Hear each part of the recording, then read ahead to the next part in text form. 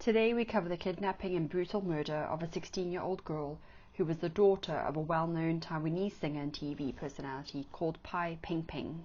The most frustrating part of this case is the media involvement from start to finish. It said that the media had indirectly caused the death of the 16-year-old girl. Let's find out what happened. On the 14th of April 1997, Pao Sao-Yen was kidnapped on her way to school. On the same day, the kidnappers cut off one of her fingers and sent it to her mother, along with a photograph of her naked body and a demand of $5 million US in ransom. Out of concern for the hostage safety, the police would typically hold back on divulging any information on the kidnapping to the media, and police had asked the media to respect a 12-day blackout period where news media will not report on the kidnapping. I guess giving the police time to solve the case, hopefully finding her safe, and also not giving anything away to the abductors. But, unfortunately, some reporters didn't respect this, and they were actually following the kidnapped girl's mother with cameras mounted outside their vehicles. Sources had also already showed that some news articles came out the following day reporting on the abduction. They wanted the story before all their competitors, they wanted the front page, and if that meant putting the little girl's life in danger, so be it.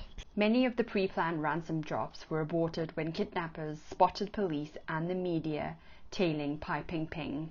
After so much back and forth, it was at this point where some believed the kidnappers brutally murdered the 16-year-old girl.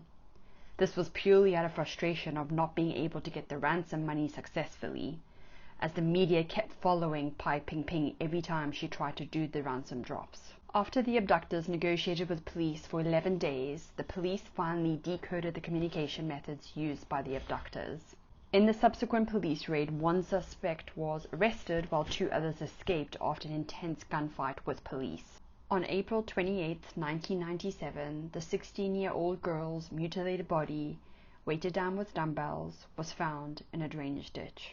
Investigators had said that she had already been dead for around about 10 days before the discovery of her body, which means that she was likely killed 3 to 5 days after she was kidnapped.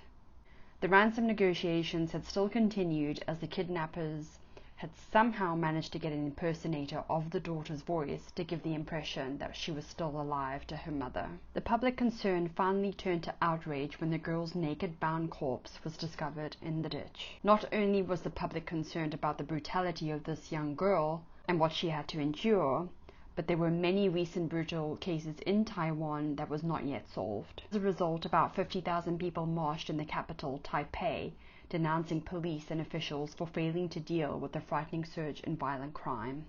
12 suspects were finally arrested, but 3 of the main criminals, Chen, Lin, and Cao, escaped.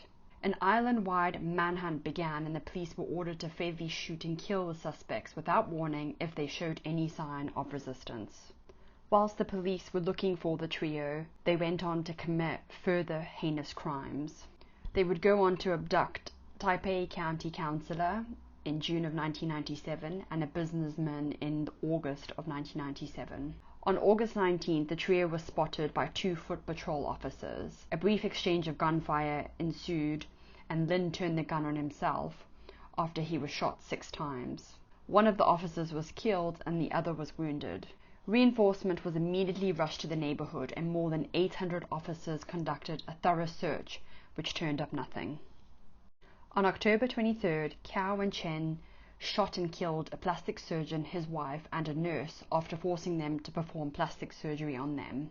They both eluded a massive police search in early November 1997. A few days later, Cao was spotted by the police and shot himself when police attempted to arrest him on November 17th.